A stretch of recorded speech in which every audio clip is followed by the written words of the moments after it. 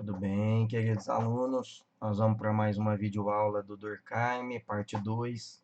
Hoje nós vamos tratar da Lei de Divisão Social do Trabalho, da Sociedade Mecânica Orgânica, da Solidariedade Mecânica Orgânica, da Anomia e do Suicídio.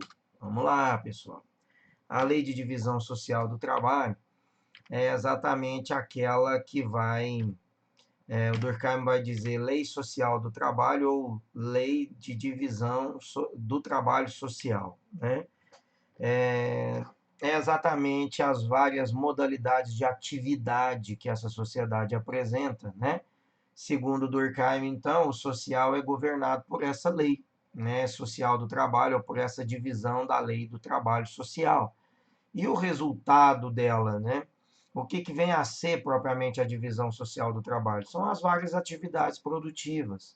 Se nós pegarmos uma sociedade primitiva, nós tínhamos lá os homens cuidando, os homens caçando, pescando e guerreando vez ou outra para manter o seu território, e as mulheres cuidando da caverna e das crianças, né?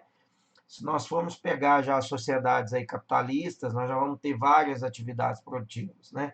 Vamos ter um que cuida da saúde bucal, que cuida da saúde do corpo, vamos ter o que ensina, vamos ter o motorista, o porteiro, o engraxate, vamos ter o professor, vamos ter o cozinheiro, quer dizer, várias atividades produtivas. Essa é a lei de divisão social do trabalho, né, que o Durkheim vai conceituar para nós.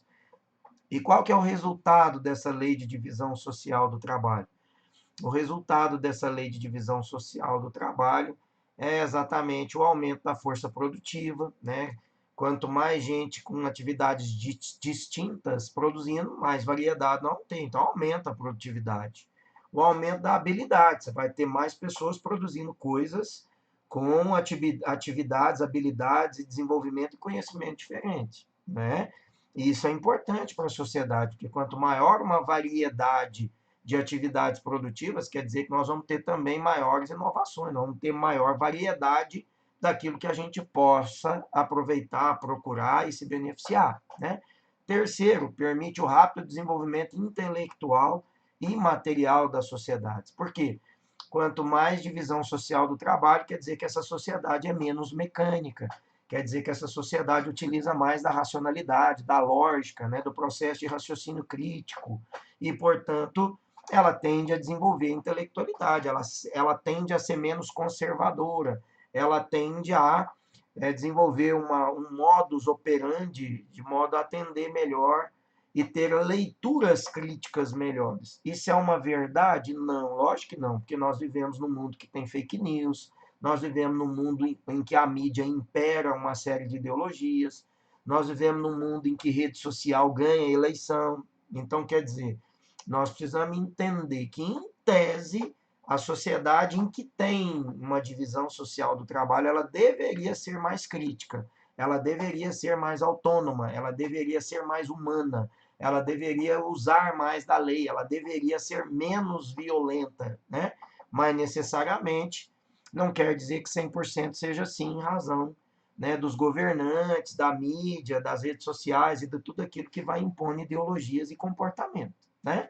Hoje nós temos um comportamento de violência que foi disseminado, extremamente aceito por muitas pessoas, né? Nós temos uma intolerância evidente que cresceu nos últimos tempos. Nós temos uma dificuldade de enxergar o outro e de ver o outro como aquele que possa pensar diferente de mim, votar diferente de mim, ter partidos diferentes de mim, e a gente desenvolve perseguições e intolerâncias, né? Anteontem, eu vi uma manifestação de enfermeiros na Praça dos Três Poderes em Brasília, que foram rechaçadas, e as enfermeiras que estavam ali pedindo melhores condições de trabalho, material para se proteger do coronavírus, foram agredidas por membros de partidos ou simpatizantes do atual governo. Então, quer dizer, isso não deveria ser normal, isso não deveria acontecer assim, né? Essas pessoas deveriam ser efetivamente punidas, né? Num regime democrático, isso não é o correto. No entanto, as pessoas vão assimilando determinados comportamentos ilegais, perversos, distorcidos, como relativamente naturais. E é por isso que nós vamos nos perdendo. E é por isso que os valores vão se esvaindo. e é por isso que a gente constitui ou constrói, às vezes, atos extremamente perigosos e autodestrutivos para a nossa própria humanidade, tá? Mas a lei de divisão social do trabalho permite, sim, o rápido desenvolvimento intelectual e material. 5, 4, né, ele faz aí, traz equilíbrio, harmonia para a ordem, devido à necessidade de união por semelhança. O que isso quer dizer? Quer dizer que se o Adriano é advogado, a Maria é professora, o Juarez é médico, entre o Adriano, a Maria e o Juarez vai haver necessariamente uma proximidade. Por quê? Porque um precisa do outro. Eu posso ser advogado, mas eu preciso do médico. Eu não sei o que o médico faz. Da mesma forma, eu, advogado, e o médico vai precisar da Maria, que é professora, né? Então, quer dizer, quanto mais multiplicidades das atividades produtivas, maior a coesão social, maior a aproximação social, porque um vai precisar mais do outro. É claro que numa sociedade em que tem variedade produtiva, um é necessário para o outro. Um é importante para o outro. Aquilo que eu não sei fazer, eu preciso buscar o outro que faz isso por mim, o outro que desenvolveu essa habilidade. Então, teoricamente, essa sociedade tende a ser mais coesa, tende a ser mais próxima, tende a ser mais humana e mais unida, porque um precisa do outro. E é exatamente aí a explicação para a solidariedade orgânica, um necessário para o outro, que daqui a pouquinho nós vamos explicar melhor, tá bom?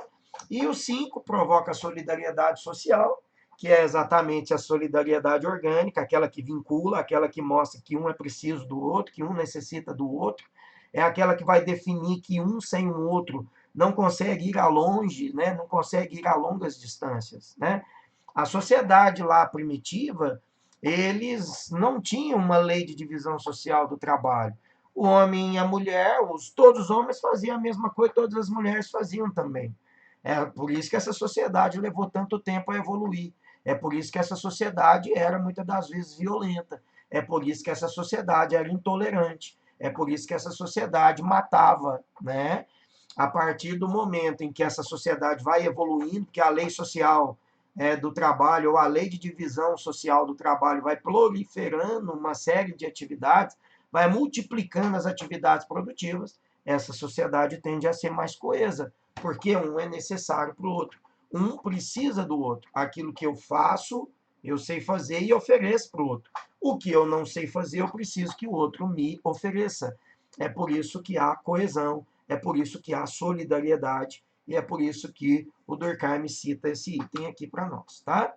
A anomia social. Olha, a anomia, gente, a palavra anomia é o contrário de regras, é por isso que o cartazinho traz a palavra regra sendo rasgada, né?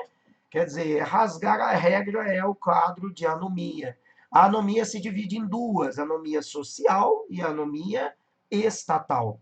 O que é a característica da anomia? É a ausência de norma. É a norma que existe, mas as pessoas não a cumprem.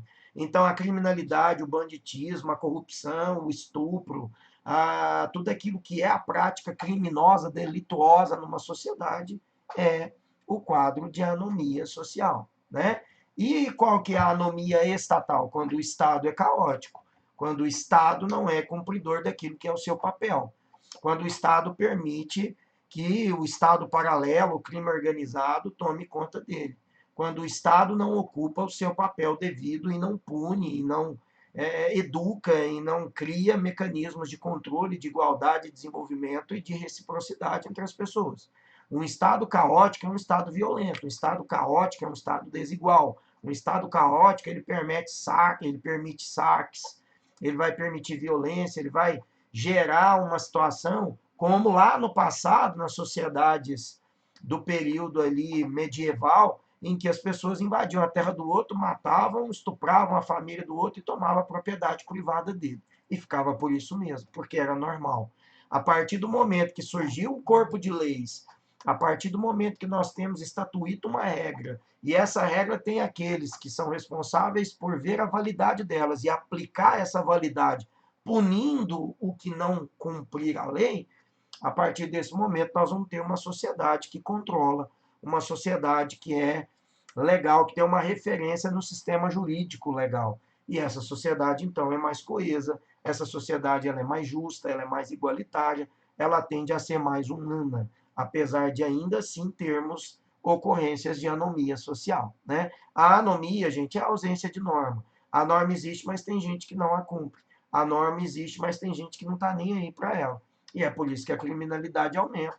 E é por isso que a distorção em relação à regra também acontece. Tá bom? Tá aí a anomia estatal. Né? Essa anomia estatal é bem representada pelo quadro aí, né, ao lado.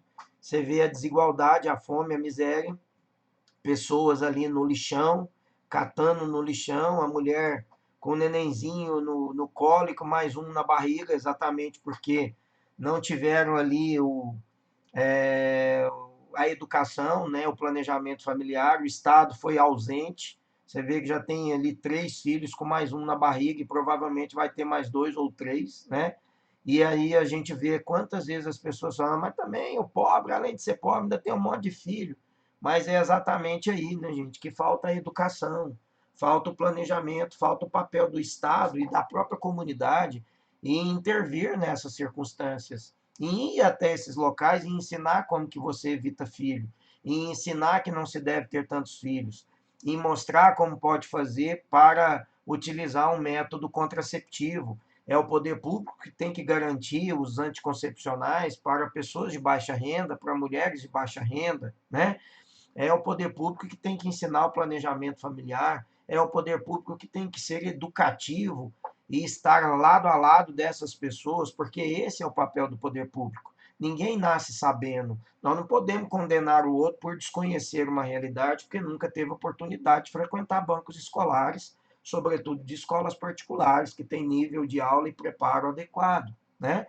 Então a gente vê um estado que é caótico, a gente vê um estado de anomia, de desigualdade, fome, de miséria, é exatamente quando você vê que o Estado não cumpriu o papel dele, quando o Estado foi ausente e permitiu que a condição social se descambasse, que a condição social disseminasse ali males, né? Disseminasse desigualdade, disseminasse ódio, disseminasse desestrutura, capaz de gerar um Estado que vai gradativamente se perdendo, gradativamente se consumindo, gradativamente matando pessoas, né? Negligências do poder público, como a gente está vendo agora com o governo federal totalmente ausente, né, diante do preparo, do cuidado dessa pandemia, comparado, sobretudo, com outros países que se prepararam muito mais e que estão conseguindo efetivamente controlar e que não tiveram comportamentos levianos de incitar pessoas a irem para a rua, ficar sem máscara, a acreditar que quanto mais pessoas se contaminassem, efetivamente se conseguiria a imunidade, né?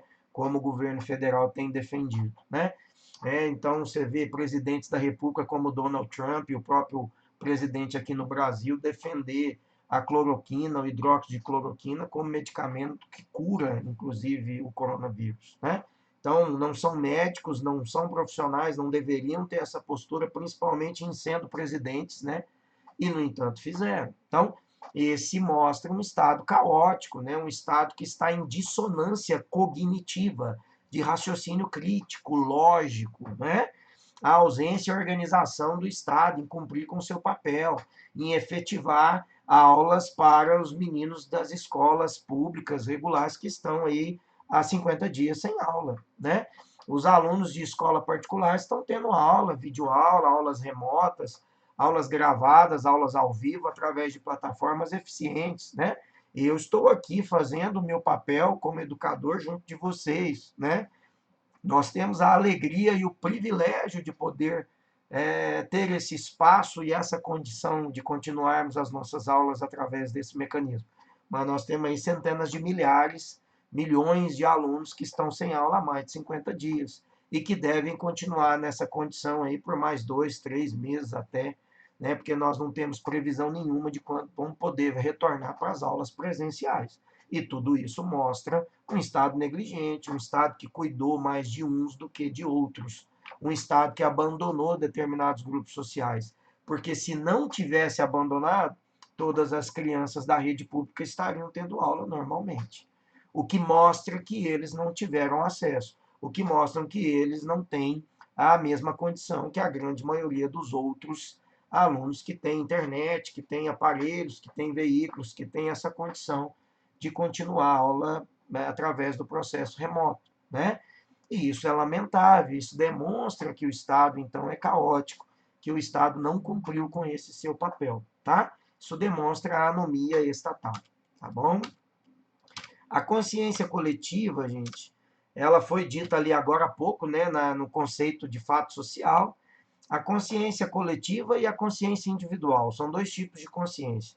A consciência coletiva é aquela do tipo padrão, é aquela que a grande maioria das pessoas tem a mesma média cognitiva, né? Os membros da comunidade têm as mesmas ideias, possuem os mesmos comportamentos, assimilam as mesmas ideias e divulgam esse mesmo padrão comportamental. Então, se eu perguntar para alguém alguma coisa a respeito da pena de morte, eu vou ter ali 99% de pessoas defendendo a pena de morte. Se eu falar alguma coisa relacionada com a cota universitária, eu vou ter ali cerca de 90% de pessoas sendo contra efetivamente essa cota universitária. Às vezes, e em boas vezes, gente, até mesmo aquele que poderia ser beneficiado pela cota vai ser mais um a condenar de tanta influência que ele tem dos meios de comunicação, das redes sociais, da mídia e por um sistema dominante que incute uma série de pseudo-verdades nesse comportamento social, e é por isso que gera a consciência coletiva. A consciência coletiva é o senso comum. A consciência coletiva é o comportamento sem crítica, né? É um comportamento acrítico, é um comportamento de manada, é um comportamento de boiada, é um comportamento que cobram, por exemplo, para que as pessoas saiam do isolamento social e vão para a porta do quartel defender a volta do AI-5. Pô, mas isso seria contraditório. Quer dizer, como é que eu estou pedindo para sair do confinamento, pedindo, reivindicando, cobrando para voltar à atividade natural, voltar a circular nas ruas, e vou para a porta do quartel defender a volta do AI-5, que é exatamente o contrário da liberdade. Então, a gente vê o limite cognitivo de boa parte ainda das pessoas numa sociedade, como que essa coletiva, como que essa consciência coletiva padronizou um tipo de comportamento que acabou impondo a elas uma certa cegueira social, de modo que ela só vê aquilo que a mídia divulga, ou aquilo que redes sociais divulgam, ou aquilo que fake news distorcem, ou aquilo que os robozinhos a serviço de determinados partidos de ultradireita têm disseminado no mundo e também no Brasil, né? Então, isso demonstra qual é o poder da consciência coletiva, que é um tipo de consciência padrão. Por outro lado, a consciência individual é aquela que é oriunda da consciência, né? Que é aquela que é oriunda da divisão social do trabalho, em que o Adriano tem uma consciência crítica do papel dele para a sociedade, ele faz o papel dele e espera que o outro faça o papel dele. Na consciência individual, gente, não é que nós não somos influenciados. Nós também somos influenciados na consciência individual, sobretudo com a mídia, com rede social, com fake news, com televisão, com tanta propaganda, né, com tanta distorção que a gente encontra na nossa sociedade. Mas quer dizer que na consciência individual, o indivíduo tem um senso crítico um pouco maior, um pouco mais exacerbado, um pouco mais na pele, a flor da pele, para que ele perceba que algumas realidades não podem ser iguais a que nós somos tantas vezes levados a defender.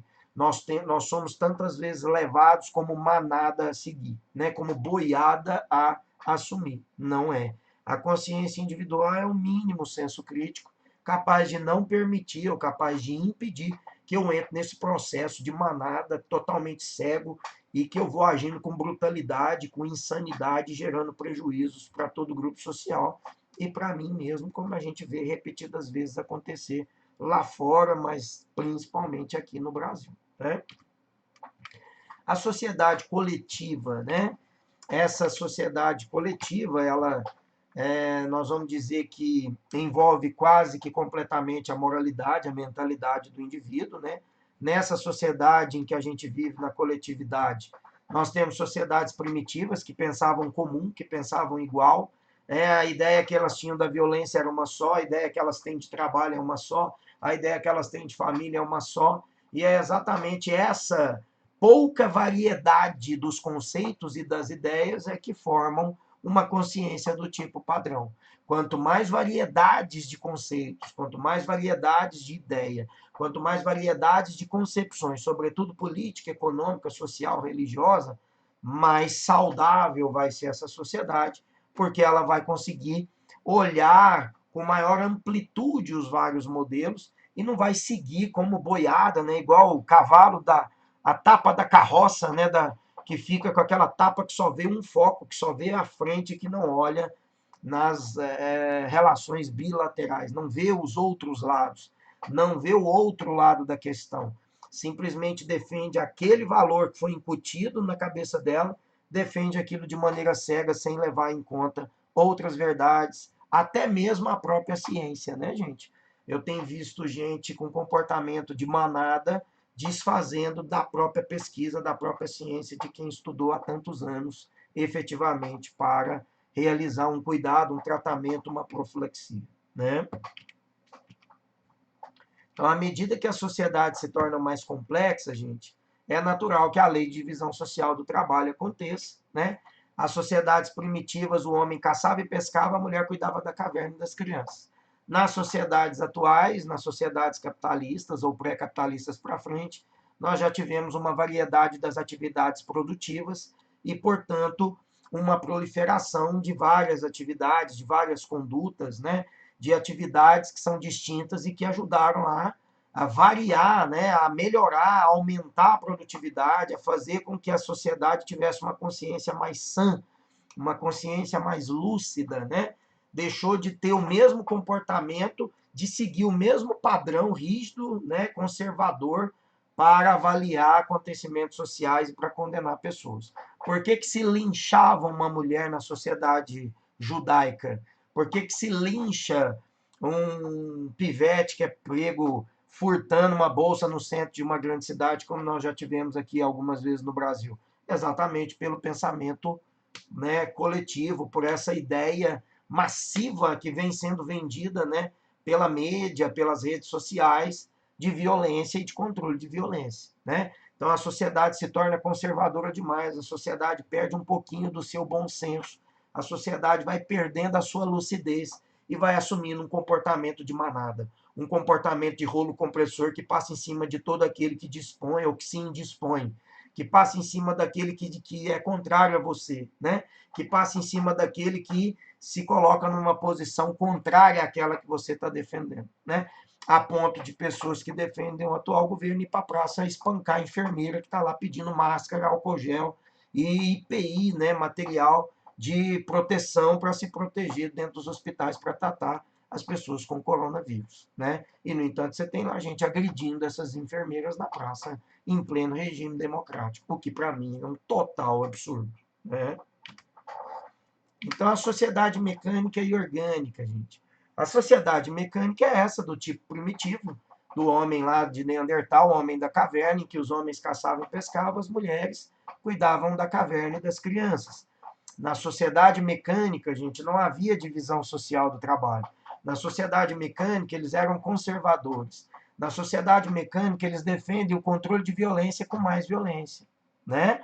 Na sociedade mecânica, é uma sociedade extremamente violenta e intolerante. Ela não aceita o diferente, né? Exatamente porque não desenvolvem entre eles solidariedade. A solidariedade é típica da sociedade orgânica. Por quê? Porque na orgânica tem a lei de divisão social do trabalho. Porque na orgânica um sabe que precisa daquilo que o outro faz. Então, na mecânica são conservadores, são primitivos, defendem violência, não há diálogo, um é insensível em relação ao outro e são extremamente intolerantes. Já na sociedade orgânica, há o quê? Uma divisão social do trabalho, aí, né? Uma lei de divisão social do trabalho. Aí as pessoas já percebem claramente o papel de cada um, há uma individualidade de cada um deles. Eu, Adriano, sou advogado, o Pedro é médico, a Maria é dentista, um precisa do outro, um vai ter uma relação de coesão, porque um é necessário para o outro, né?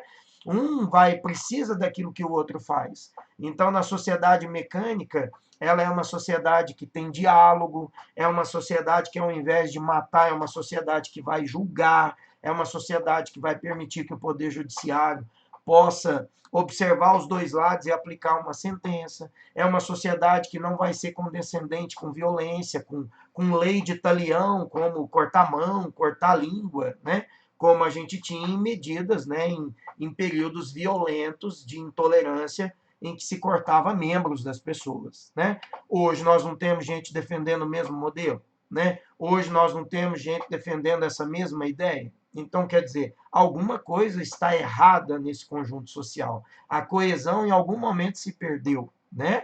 E é o que na sociedade orgânica nós temos em riqueza. A sociedade orgânica tem a lei, a sociedade orgânica utiliza o diálogo, a sociedade orgânica permite que o outro se defenda, que apresente o contraditório, a ampla defesa. Nós vamos ter um devido processo legal em que as pessoas vão ser julgadas, ela tem direito a recorrer da sentença. Na sociedade orgânica há uma variação das atividades produtivas, o que permite que ela cresça mais, que ela produza mais, que ela seja mais harmônica, que um seja mais solidário com o outro.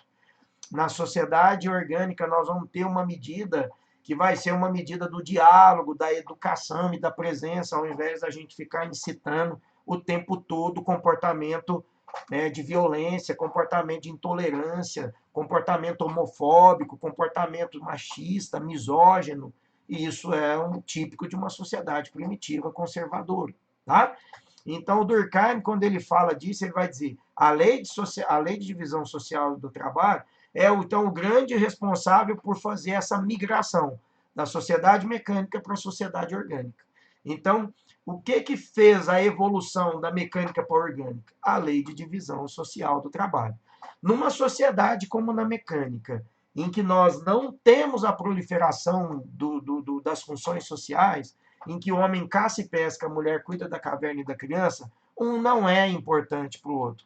Não se desenvolve coesão, porque eles são totalmente desconexos. Na sociedade primitiva, cada um está preocupado consigo, cada um está preocupado com a sua própria vida. Um não é importante para o outro, por quê? Porque aquilo que o outro faz é exatamente o que eu também faço. Então não se desenvolve a solidariedade, por quê? Porque eu não aprendi que o outro tem alguma coisa a me acrescentar. Como todo mundo faz a mesma coisa, a ideia que se cria é que um não é preciso, é que um não é necessário para a vida do outro. É por isso que nós não temos a forte coesão. E uma sociedade que não é coesa é uma sociedade que vai se desintegrando em anomia. Ela vai se desintegrando exatamente porque ela é intolerante, porque ela não é coesa, porque ela é violenta, porque ela não abre espaço para o diálogo e porque ela resolve todos os seus problemas com mais violência. Já na sociedade orgânica, que tem a lei de divisão social do trabalho, que resolve as coisas com o diálogo, que permite que o sistema jurídico legal resolva as pendências e as questões ilegais ou as violações da lei, da legislação, que há uma presença educacional, que o outro varia suas atividades produtivas e então desenvolve forte coesão, porque um precisa do que o outro faz, né? Aí nós temos então a solidariedade orgânica. Lembrando aqui, pessoal, que para o Durkheim, solidariedade não é dar campanha do cobertor, 1 quilo de alimento, ou fazendo campanha para arrecadar alimento. Para o Durkheim, o conceito de solidariedade para o Durkheim é o conceito advindo do direito. Solidariedade, gente, é coparticipação. Solidariedade para o direito é um ser corresponsável junto com o outro. Se eu e a Maria somos sócios na padaria, nós somos solidários entre nós. Aquilo que tiver de bom, nós vamos dividir o lucro, mas aquilo que tiver de prejuízo ou de negativo, nós também temos que dividir o negativo. Isso é a solidariedade a partir do ponto de vista do direito, a partir do ponto de vista da lei, tá?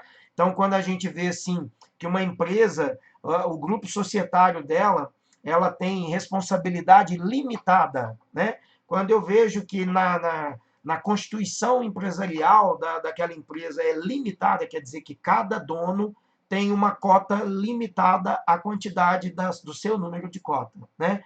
A responsabilidade é limitada pelo número de cota.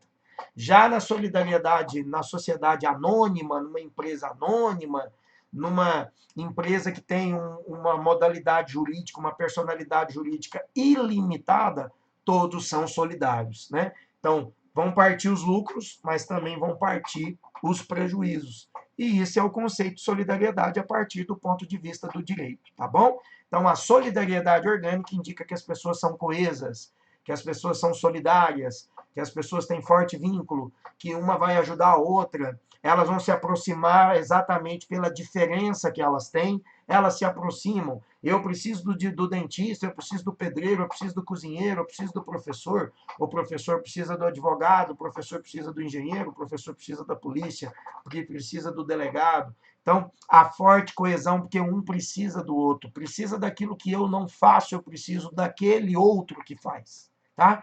Então, isso gera forte solidariedade, beleza? Solidariedade orgânica, está explicado. E agora nós vamos fazer aí a tipologia para o suicídio, a parte final da nossa videoaula a respeito do Durkheim. O Durkheim vai dar uma explicação para o suicídio que é atípica das outras ciências sociais. Molhar as palavrinhas aqui, né, gente? As outras ciências sociais diziam que o suicídio tinha uma concepção interna. O indivíduo suicidava por um motivo pessoal, interno, né? E o Durkheim vai dizer que não, que o suicídio é um fato social, portanto, as causas para o suicídio são externas ao indivíduo. E ele vai explicar, então, olha, que essas causas externas são explicadas nessas correntes suicidógenas. Opa, o que é isso, professor? Então, as correntes suicidógenas, gente, são aqueles motivadores históricos que ao longo da vida vão marcando o indivíduo, né? Perdas, ganhos, separações, né? Indivíduo que perdeu a economia, indivíduos que foram trocados, indivíduos que foram traídos, pessoas que tiveram que reconstruir e reconstituir a sua vida, pessoas que foram humilhadas. Então, tudo isso, gente, vai contando, né, num potinho, né, de insatisfações. Até que chega um dado momento da nossa vida que acontece um fato e o indivíduo não suporta mais. Esse um fato é o que transborda o copo, né? Eu costumo fazer aqui uma metáfora da torneira, gente, ó. Vislumbra aqui uma torneira que está aqui pingando, uma goteirinha lá dentro da garrafa, olha, vai pingando, pingando, pingando, pingando. Cada gotinha dessa que está pingando na garrafa seria um desses acontecimentos ruins, trágicos na vida dos indivíduos que vão somando a essa conta que nós temos, né? Até que num dado momento, a última gotinha transbordou a garrafa e é exatamente aí o suicídio. É assim que o Durkheim vai explicar a razão para o suicídio. Então, o suicídio seria provocado por questões externas, por elementos históricos que vão se somando na vida dos indivíduos. Perdas, guerras, traições, né? Questões que magoaram, pessoas que foram abandonadas, pessoas que foram traídas, pessoas que tiveram que começar tudo, as humilhações que às vezes a gente sofreu ao longo da nossa vida, até que chegou num dado momento, quando acontece um acontecimento, né? Quando acontece um fato específico, como por exemplo, a pessoa perde todo, quebra a empresa, ele vai lá e tira a própria vida, né? Para as explicações das ciências sociais, né, das ciências anteriormente à sociologia, dizia que era o fato de ter perdido todo o dinheiro que motivou o suicídio, né? E na verdade o Durkheim vai falar que esse fato de ter quebrado a empresa é só a gotinha que transbordou a garrafa, mas que na verdade já havia um histórico de coisas que se somaram à vida do indivíduo e que foram preponderantes para que ele tirasse a vida num dado momento, tá?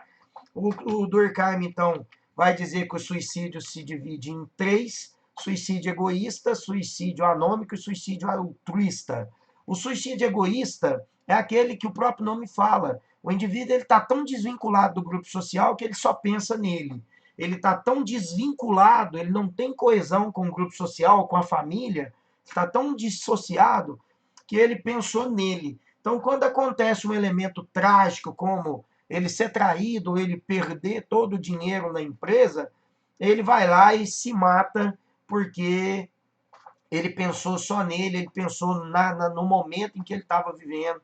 Às vezes ele está sendo cobrado de um monte de dívida, ele tira a vida porque assim ele fica sossegado, mas aí ele deixa um monte de problema para a família, ele deixa um monte de problema para aqueles que vão ficar, né? Então, o suicídio egoísta também tem um quesinho de punir quem fica, né?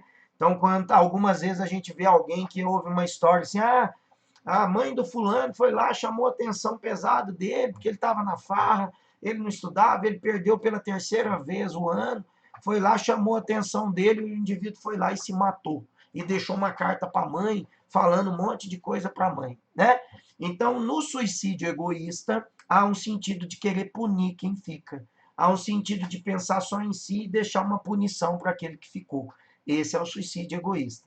Suicídio anômico, o indivíduo tem pavor às leis sociais. O indivíduo também está dissociado do grupo social, ele não tem vínculo social, ele está apartado do ambiente social, e aí ele fica contrariado com a lei, com o comportamento das pessoas na sociedade, né? Como ele acha que aquela vida não serve para ele, que aquela sociedade não é a que ele queria para ele, acontece um dado momento, ele vai lá e tira a própria vida. Aquele menino que entrou na escola no Rio, em Realengo, lembra? Entrou, atirou num monte de criança, em professores e depois se matou, né? É um exemplo típico do suicídio anômico. O indivíduo tinha uma série de problemas históricos com a escola.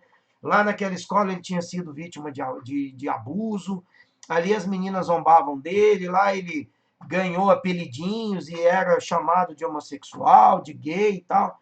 Depois de um tempo em que a mãe dele morreu e ele perdeu a referência de vida, ele ficou transtornado. Buscou sites, né? Através desses sites, ele teve ali uma formação tanto quanto perigosa, né? Associados com grupos bastante conservadores, né? E aí ele entra na escola, atira num monte de gente na tentativa nítida de querer vingar aqueles que no passado tinham traduzido maldade, tinham feito mal para ele. Ele vai lá, atira num monte de gente, se vinga e depois se mata, porque é exatamente a estrutura do suicídio anômico. O indivíduo não concorda com a vida social, ele não concorda com o grupo social, ele quer punir a sociedade por aquilo que aconteceu com ele. Então ele vai lá, mata as pessoas e depois se mata. Ele tira a vida para não ter que conviver com essa sociedade que ele odeia, que ele não concorda e que por ele faria outro tipo de sociedade, tá? E o terceiro e último suicídio, tipo de suicídio, é o suicídio altruísta. O suicídio altruísta se divide em dois tipos, bastante fácil da gente visualizar. O primeiro deles, o altruísta, enquanto os dois primeiros, o indivíduo está totalmente fora do grupo social, ele está dissociado da sociedade, no suicídio altruísta ele está vinculado demais. Ele pensa mais na sociedade, ele pensa mais na causa, ele pensa mais na bandeira que ele defende do que na própria vida. E é por isso que ele tira a vida.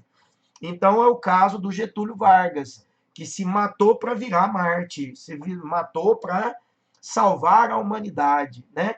Ele vai lá, ele mesmo na carta dele de morte, do suicídio, ele fala: morro, me mato para entrar para a história, morro para entrar para a história. Então havia ali uma intenção nítida do Getúlio em se martirizar, em se tornar um mártir, em se tornar um líder, aquele que se sacrificou pela sociedade brasileira, né? E a segunda modalidade de suicídio altruísta é aquele típico dos kamikazes japoneses ou dos talibãs, aqueles que entram no avião e jogam lá o seu avião, né, os alvos vivos, né, as bombas vivas, jogam o avião na torre gêmea e explode junto com o avião, né? Esse seria então um tipo de suicídio altruísta voltado para essa segunda modalidade, que é o indivíduo se entregar demais à causa, colocar a sua bandeira mais importante do que a própria vida, né? Defender cegamente uma ideologia, defender cegamente uma composição, uma religiosidade, e aí, em nome dessa defesa, em nome dessa ideologia, em nome dessa religiosidade, ele vai lá e mata um monte de gente, se mata também, acreditando que assim ele vai ter a vida eterna, assim ele vai se salvar, assim ele está construindo o bem para toda a sua religiosidade. Quando os kamikazes japoneses, né, jogavam seus aviões nos alvos, né, nos Estados Unidos, lá em Pearl Harbor, mostrava exatamente ali o nível, né, de envolvimento emocional dos aviadores que se jogavam juntamente com os aviões nos alvos, demonstrando exatamente que eles colocavam a causa muito mais importante do que a própria vida. Tá bom, gente? Olha, passou aí um pouquinho dos 30 minutos, mas eu precisava concluir esse tema que é importante, cai demais nos vestibulares. Junto com essa aula, é importantíssimo que você faça os exercícios, porque com certeza essa aula vai lhe ser muito útil nos vestibulares e também aí no vestibular da UFO, do meio do ano e outros vestibulares que nós vamos fazer nas Paulistas, lá no Paraná e tal. Esse tema é muito recorrente e importantíssimo demais, beleza? Um grande abraço, um beijo, deixo aqui o meu carinho para todos vocês, até a próxima videoaula.